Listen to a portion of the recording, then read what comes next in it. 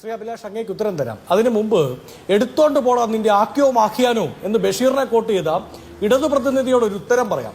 ഈ രാത്രി കോൺഗ്രസ് പാർട്ടി അയാളെ പുറത്താക്കിയിട്ട് ഇവിടെ ചർച്ചയ്ക്ക് വന്നിരുന്ന ആത്മാഭിമാനത്തോടുകൂടി ഞങ്ങളുടെ മെമ്പറല്ല കേട്ടോ എന്ന് പറയാൻ ധൈര്യത്തോടു കൂടി നിൽക്കുമ്പോൾ PT കുഞ്ഞു മുഹമ്മദ് അടക്കമുള്ളവർക്കെതിരെ 13 ദിവസത്തെ പരാതി കിട്ടിയിട്ട് അത് മുഖ്യമന്ത്രിയുടെ തലയണയുടെ അടിയിൽ ഒളിപ്പിച്ചു വെച്ച് ഏറ്റവും ഒടുക്കം അത് നാട്ടുകാരറിയുമെന്ന് അറിഞ്ഞപ്പോൾ അത് പോലീസിന് ഹാൻഡ് ഓവർ ചെയ്യേണ്ടി വന്ന ഒരു മുഖ്യമന്ത്രി, ആ മുഖ്യമന്ത്രി തന്നെ ആഭ്യന്തര വകുപ്പിന്റെ മന്ത്രിയുമായിട്ടുള്ള പാർട്ടിയാണ് ജയിക്കിന്റെ പാർട്ടി, അത് മറക്കണ്ട.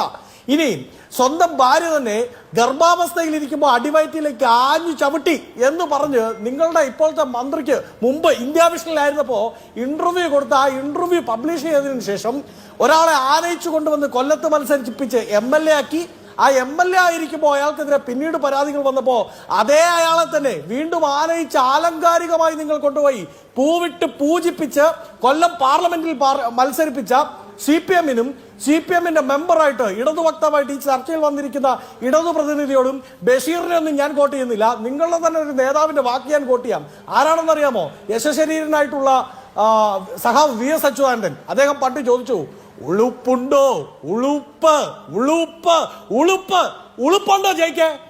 ഞങ്ങളൊരു പാർട്ടി എന്ന നിലയിൽ, ഒരു സംഘടന എന്ന നിലയിൽ ഒരു പരാതി ഉയർന്നു വന്ന സമയത്ത് അയാളെ പുറത്താക്കിയിട്ട് ആർജവത്തോടുകൂടി ഇയാൾ ഞങ്ങളിൽപ്പെട്ടവനല്ല എന്ന് പറഞ്ഞ് മാറ്റി നിർത്തിയിട്ട് അയാളെ ഞങ്ങളുടെ ഇന്ദിരാഭവനിൽ നിന്ന് പടിയടച്ച് പിണ്ടം വെച്ചിട്ട് ചർച്ചയ്ക്ക് വന്ന് ആത്മാഭിമാനത്തോടു കൂടി ഇരിക്കുമ്പോൾ M മുകേഷിനെ AKG സെന്ററിൽ പൂവിട്ട് പൂജിച്ച് കുഞ്ഞു മുഹമ്മദിനെ കുഞ്ഞു ബഷീറിനെയും ഒക്കെ 13 ദിവസം അയാളുടെ പരാതി പൂഴ്ത്തി വെച്ചിട്ട് വീണ്ടും വന്നിരുന്ന് ഇങ്ങനെ ഞങ്ങളെല്ലാം സ്ത്രീ സംരക്ഷകരാണ് എന്ന് പറയാൻ ഉളുപ്പുണ്ടോ എന്ന് സഖാവ് VS-ന്റെ ആത്മാവ് നിങ്ങളോട് ചോദിക്കുന്നുണ്ട് എന്ന് മനസ്സിലാക്കിയാൽ മതി.